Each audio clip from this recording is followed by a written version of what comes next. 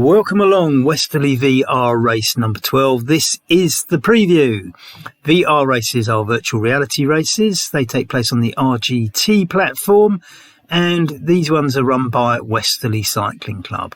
Now, this is Dibley, which is not a real village. Well, it is a real village, but its real name isn't Dibley. And if you are from the UK, you may well recognise these cottages and the surroundings because they featured in the long-running TV series, The Vicar of Dibley. And as I say, we'll do a little run around the village green so you can see the whole village, if you were a viewer of it. And that's the church in front of us, just by that white car and behind the hedge. So one little lap of the village green and we're off. This is the race. Now, this first few hundred metres is going to be flat, but broadly, the first 4 kilometres are going to be uphill. And after that, there's flat section at the top of the terrain. There's a couple of undulations in there, there's a couple of little ramps, and then a massive descent into Marlow before a long 6 kilometre sprint along the Thames Valley on virtually flat roads all the way to the finishing line. So actually, the first 4 kilometres are probably going to define the race because they are certainly at the beginning gently uphill, but it is a long drag up to the top. As I say, this a little bit flat because we're actually in the valley, and that right hand turn would take us up to Turville Heath, whereas we were in Turville. And local riders will know that at the top of Turville Heath up there is the Barn, which is a cycling cafe where lots of cyclists go for their coffee during their ride. Thoroughly recommend that one. That's the Barn at Turville Heath. We started in Turville. You'll probably know it as Dibley. Now, you might have noticed as we were coming out of Dibley, or actually first going into it, at the start, there was a windmill up the hill behind the cottages.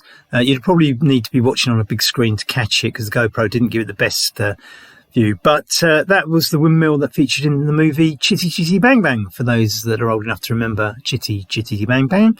And if you turn left up that road there, that little junction, that takes you up to the windmill that was featured in that movie. And I think it's one of those movies, it's a children's movie that is timeless and gets shown from time to time. So I suspect that people of young generations will also be familiar with Chitty Chitty Bang Bang. It's also had a very, very successful stage run in theatres, touring, and both in the West End as well. So we take this little left turn here. We're now in Fingist. I'm not sure whether it's Fingist or Fingist, but I always call it Fingist, and I think that's the right pronunciation. And I've never been corrected by any local cyclists I know around here, so I'm going to assume that it is. So we go past one of those little nice village pubs that are still in existence in these parts of the world and make travelling out here on sunny days very, very pleasant indeed. But we're not stopping there today because we're on a bike ride. Now, this is where we start getting the gentle climb. Now, we are in a valley, but you'll see up ahead that there is a hill. We're not actually going up the one ahead of us, but we are going up a valley now. So this is the beginning of your 4 kilometre climb. Not difficult at this stage. It'll feel fairly flat. It's probably only 1, 2, 3, 1, 2 or 3% or something like that. It's not going to hurt. But, it is the beginning of 4 kilometres of ascent. And you can just about tell from the terrain that we are going uphill, I think. From the pictures, they don't always give you the full story. I mean, your legs will certainly tell you when you're going uphill, but we all know that from cycling, don't we?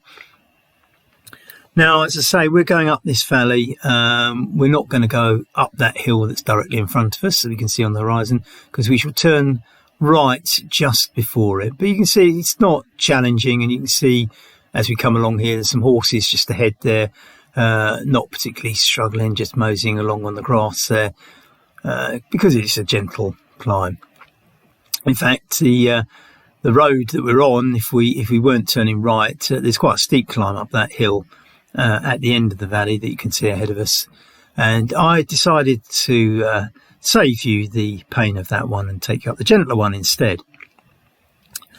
As I say, not far to go now before that right turn. Then we turn right, the gradient will increase a little bit, and then a few hundred metres after that we'll start going up again. It probably never hits anything extreme. It is a quite manageable climb, but just rattles on for quite a long time. In fact, you'll see when we're riding this, you'll see far more cyclists come in the other direction than are going in the same direction as us. And that's because the challenge of riding over the hill we're going to ride comes from the other side of the climb. I'd done this earlier when I rode out to start in Turville. So I've already done it in the other direction. It's a much harder and longer climb, and that's the one that cyclists choose for the challenge rather than this return leg up this gentler one. But this is an RGT race and it's not a hill climb.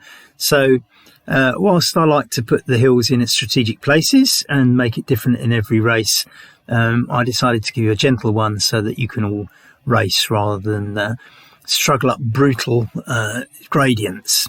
As you can see, the gradient is now beginning to increase a bit, and will go up a little bit more as we go into this tree shaded area. It definitely looks like a climb now. You can tell that it's a climb from the pictures. And as I say, you'll see far more cyclists coming the other direction from Marlow because they'll have done the challenging climb from the other side. We have the pleasure of going down that climb, or down that hill rather. But of course, it sounds great going downhill, but unfortunately the road surface isn't brilliant. So one has to be a little bit cautious on the descent coming this direction, which is another reason why I think you see far less cyclists riding this road in the direction we're currently going.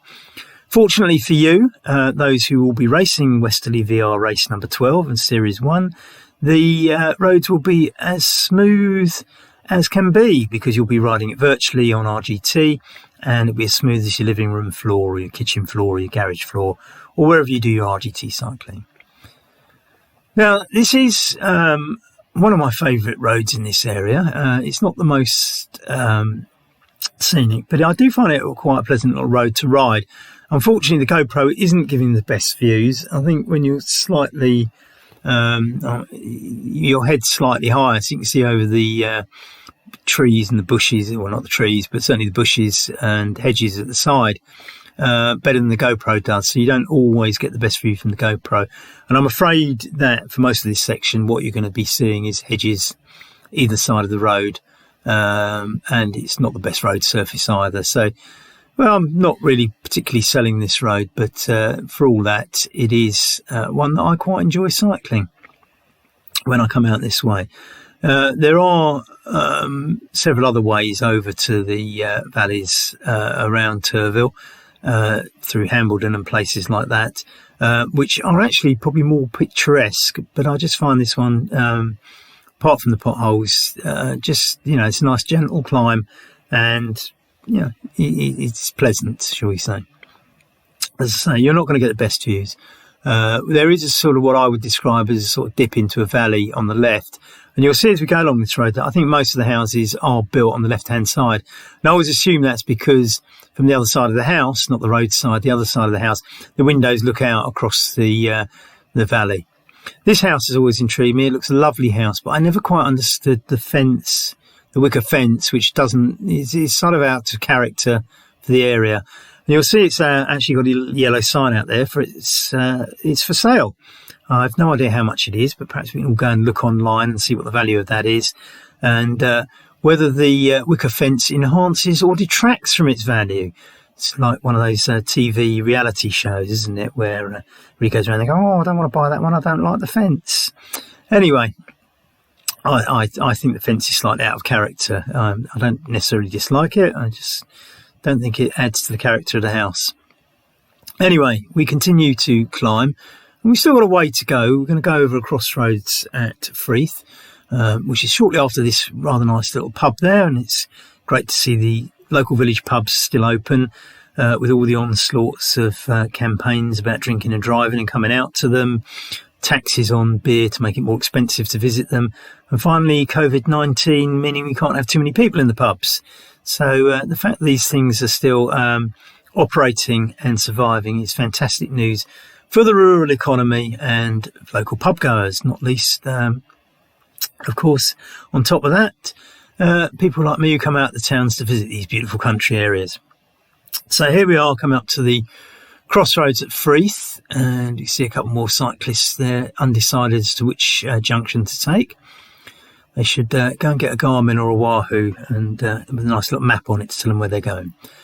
Now, this is the final section of this 4 kilometre climb. I'm not sure how far to go, probably half a kilometre, I would guess, to the top.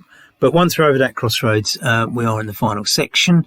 And basically, when the trees, the overhanging trees that we've got here stop, we'll be pretty much at the top of the climb or near enough. And that marks the 4 kilometre space. After that, there's a little bit of flat. But I warn you, just after the flat, there are 2 dips. So where you will go down and have to climb a short ramp again.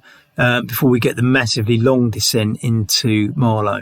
And after we get to Marlow Town Centre, it is pretty much flat all the way to the finishing line. So strategically in the race, you hopefully miss the potholes.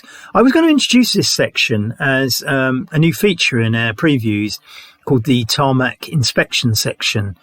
But as you can see, it was caused by a pothole. It was nothing clever. It was no creative talent at work bringing you new features. It was merely a pothole and GoPro perhaps not quite tightly enough on the handlebars. But there we are. I've got it back up again. You can see the cyclist going the other way. So we must have the right view. As you can see, there's no hills on the horizon, which means we're at the top. And we are going along this sort of ridge or the hilltop, or whatever you call it. This may or may not be very, very slightly uphill, but it feels flat when you're riding it, and you can certainly get some speed on. So once you hit the top, you've got this flat section to build up some speed. Now, if you've got slightly dropped on the climb, this is your big opportunity. You can see a lot of cyclists come in the other direction, and as I say, this is because they've done the hill. So I hit another pothole and get a GoPro readjustment. So they've done the hill from the other side, and you'll see far more people coming the other direction than the direction we're going today. So as I say, this flat section, if you have been dropped, this is your time to try and catch up. And if you have gapped somebody, you really need to make the most of this and consolidate the gap you've built on the climb. No point wasting it on this section. So you can get some speed. Now, I have said this before, but there are a couple of what I'll call dips where you'll dip down and then have to do a little ramp up again. They're not going to particularly phase you. They're there. Be aware that they're on the way, because if you are strategically sort of trying to catch somebody up, it may or may not be a good place to do that. It may suit your style, it may not. But if you know they're there, you're not going to get caught out by them. And suddenly somebody attacks on those ramps, then if you know they're there, you know they're coming. You can, of course, with all Westerly VR races, go on our website at www.westerley.cc and look at a preview of the course, including the profile and a map of the real roads and where they are in real life.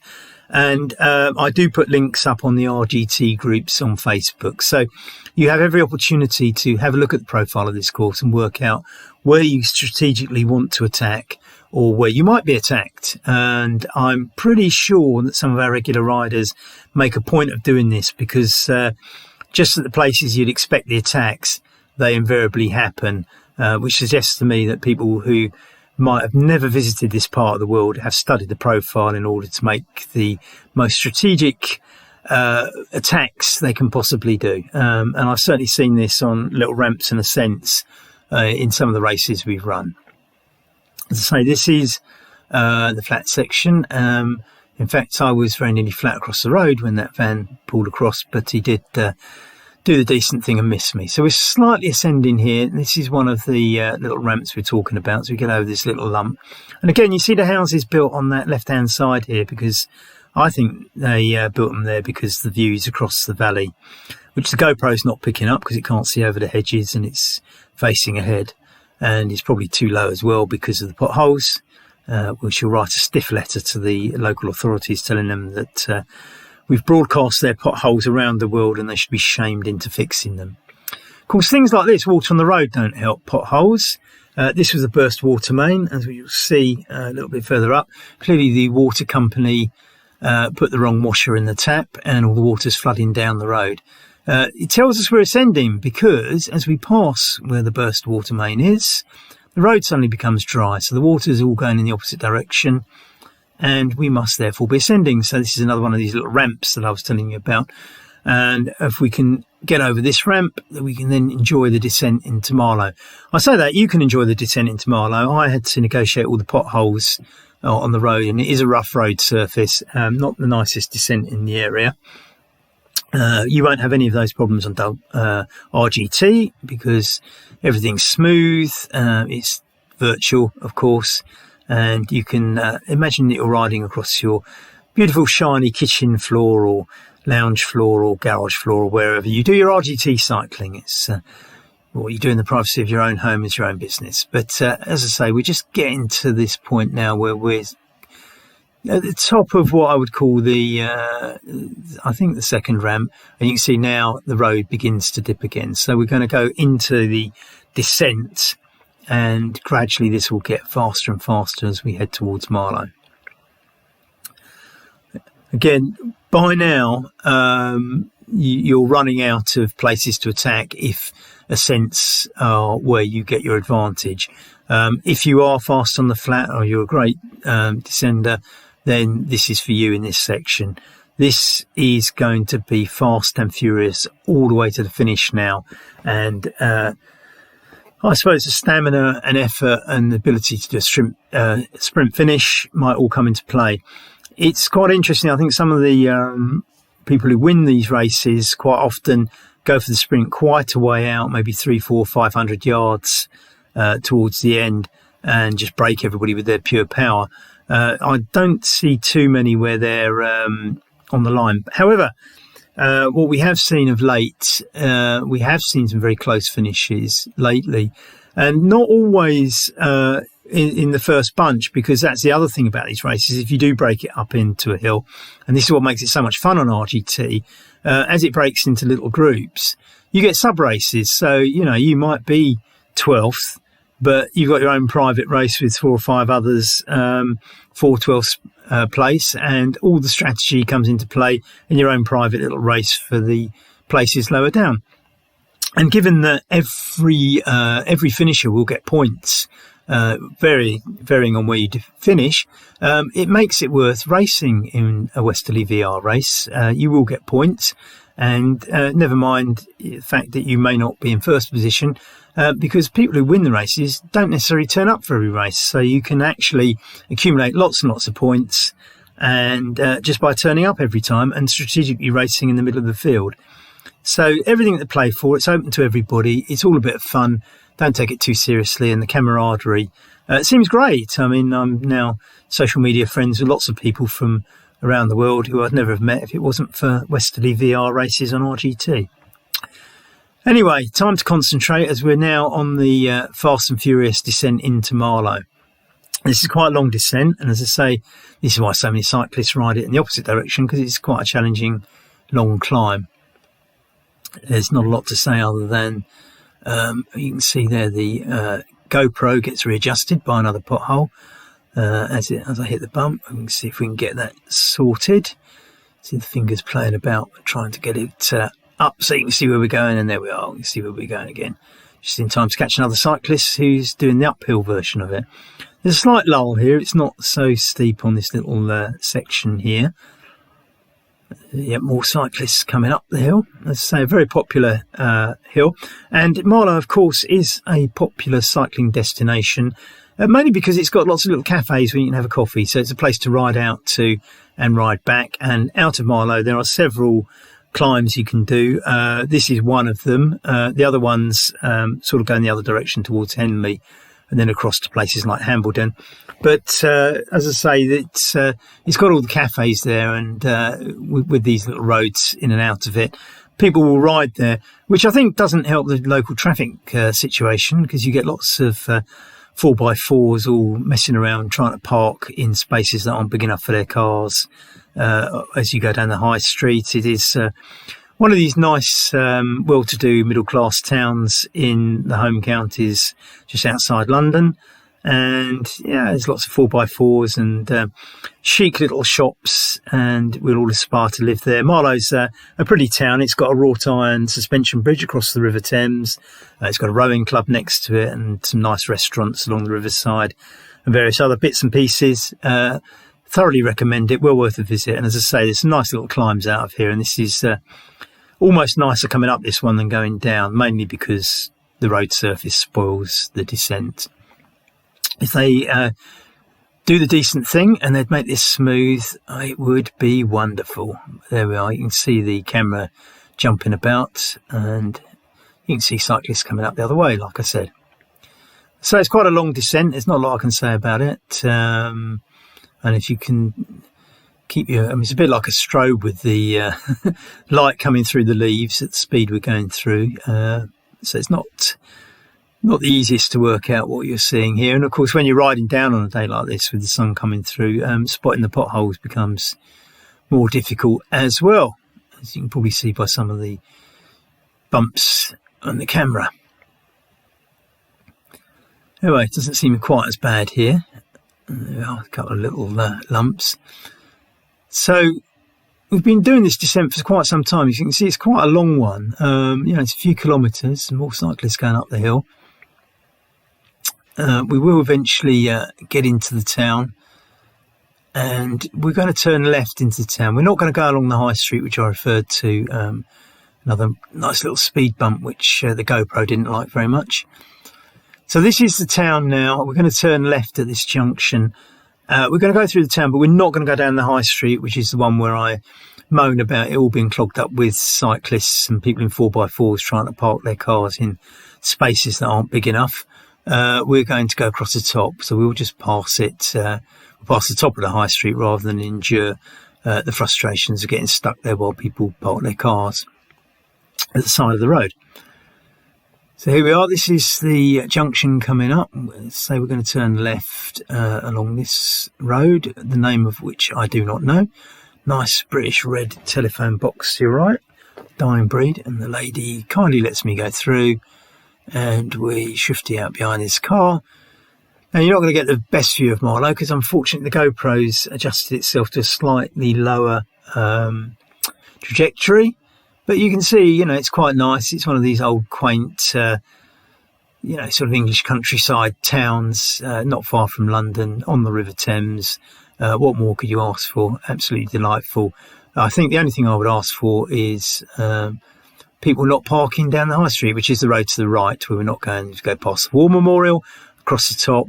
We'll shortly be out of the town centre with all these little twee shops. And then we'll be on a nice, boring, flat road along to Bourne End. Bourne End is our final destination. I wanted to call it the Bourne End Ultimation, but Ultimatum. Sorry. Bourne End Ultimatum. I don't really know much about the Matthew Bourne films. I've never actually watched one, but I'm sure there was lots of jokes about Bourne End and Bourne Leg, so on and so forth. But Bourne Ultimatum, because we ultimately end up in Bourne End, I suppose we could say. So we're now coming out of Marlow. It's going to take us a little while. This is still in the old town. You can see by the buildings with the small doors on our left, made out of brick. But gradually, these will give way to more modern buildings. And eventually, we'll go across a nice modern roundabout over and above a dual carriageway, which is not a motorway, stroke water route highway, but it almost is, being the main road from High Wycombe down to Maidenhead. So, as I say, you can see the houses now getting a little bit more modern, not quite as quaint and pretty as the town centre, at least not all of them, there's a few. As I say, this road, once the buildings end, we'll go across over the main road from High Wycombe down to Maidenhead. We'll cross over the top of it on the roundabout. And then from there on in, it's just one flat road. It's a road that cyclists use a lot, but that's mainly because there's very few choices or alternatives to get between Marlow and Bourne End. So we sort of ride it because we have to rather than it's a good road. It's quite rideable, but the traffic can be a little bit dense at times. I'm not suggesting the drivers are dense, it's the quantity of traffic rather than the quality of driver when I refer to the traffic being dense. Today's not so bad. I think it's possibly the lockdown and the COVID-19 thing. It's just generally less traffic on a lot of these roads at the moment because people aren't necessarily going shopping for the sake of going shopping. They're going shopping when they need to. So, say people staying at home a little bit more and there's less traffic on the roads, which is quite nice for cycling. And as I say, the road that we're about to cross onto will be more pleasant today than perhaps it is on busier times. So we're still in Marlow. It takes a little while to get out, but we're on this last 6 kilometres. So when we turned left in Marlow, past those, and we went through the shops, that was the start of a 6 kilometre, I'll call it a sprint, but it's a flat section. You can sprint when you want. You have to strategically work out whether you can go for a breakaway here or whether you're going to wait for the last few hundred metres, or in fact just try and sort of make your play for it in the last 50 metres. But basically it's going to be fast and furious from the top of the descent down into Marlow, and it's going to carry on being fast and furious along this flat section, which, as I say, is basically 6 kilometres of flat. The reason it's flat is basically you're going along a river valley. That river is the River Thames, of course, the river that ultimately is on its way to the centre of London and finally to glorious Southend in the North Sea. So here we are, we're coming up now to the end of Marlow, and ahead of us is the main roundabout intersection with the the road underneath, which is a dual carriageway road between High Wycombe and Maidenhead. So here we go. So there's a final sprint now into Bourne End. Now, Bourne End itself is, to my mind, I don't find it very notable. It seems a very nice place to live. But it doesn't have the charm of Marlow. I'm not sure what its history is. I mean, Marlow is quite obviously an ancient Thames crossing and has been there for a very long time and built up. Bourne End, I think, is not the case. It's a more modern place as far as I can tell. I mean, there's some old buildings in it. It's not as quaint. It's not spectacular. And I don't think there's much in the way of notable history. We're now in Little Marlow, which doesn't seem to have any buildings, or at least not this part of it, which is why it's probably the Little Marlow rather than the main Marlow.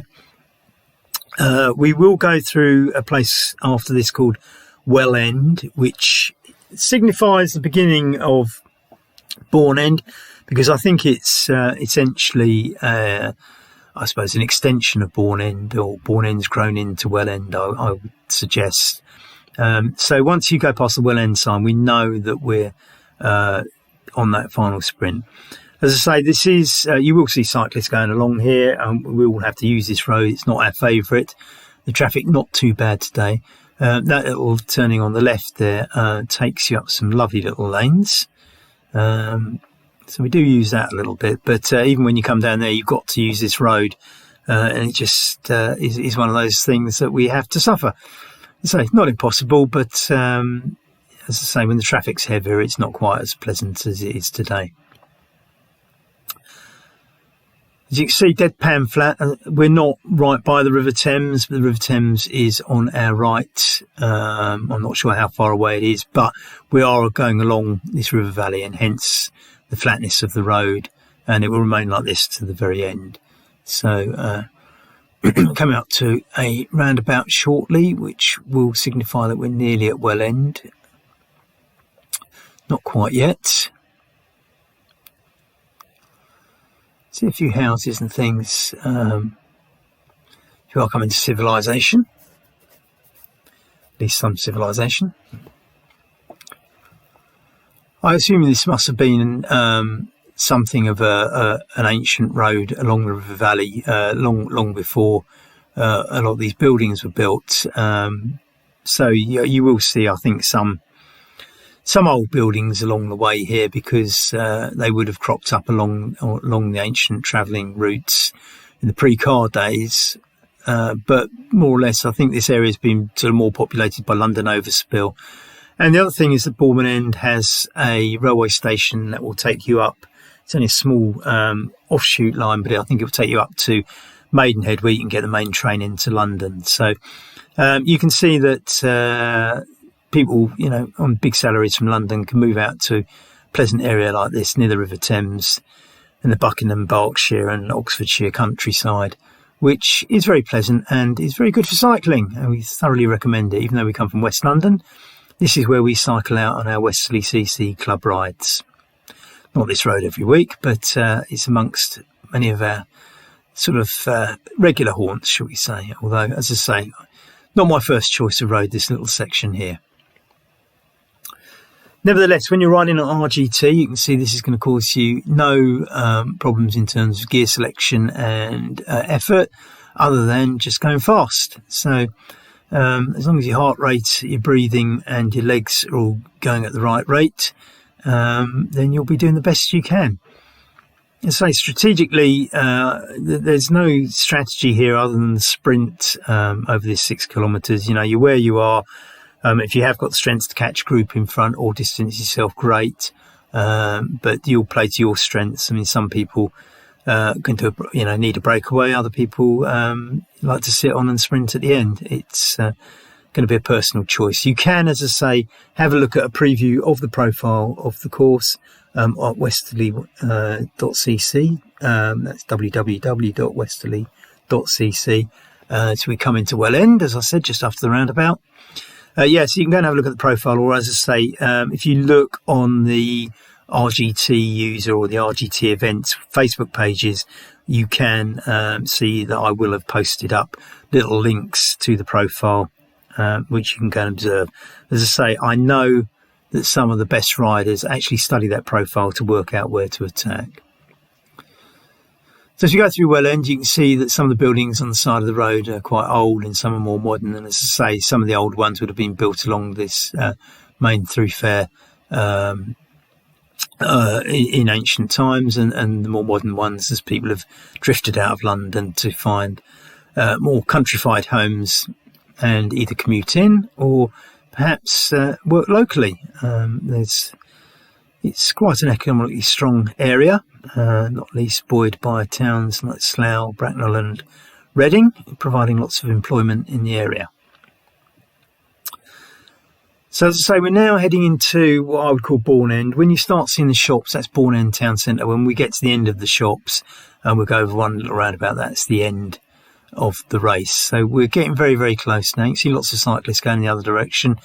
Risk of repeating myself, as I say, it's one of these roads we have to ride because it's the link between here and getting into Marlow, but it's not one that we would all sort of put on picture postcards and send around the world as an example of how nice the cycling is in the Thames Valley. So here we are, we're now getting into Bourne End. You can see the petrol station and the shops are about to begin. We'll go through the shops, over a mini roundabout, and then we're home and dry. Roundabout now, your sprint strategy should be firmly in your mind. You've probably got as much gauge of your opponent's positions as you can. I mean, on RGT, you can't look in the eyes of your opponent and see exactly what they're looking like. You can't see their leg movements, so you're guessing. But you'll probably have an idea if you've been riding with them over the 10 miles or so that we run these events. Say all Westerleigh VR races are around the 10-mile mark. They're fast and furious. We're going to go over this roundabout and then we're going to finish the race. So thanks very much and good luck when you actually ride the race. This is Westerleigh VR Race 12, the preview. See you at the race.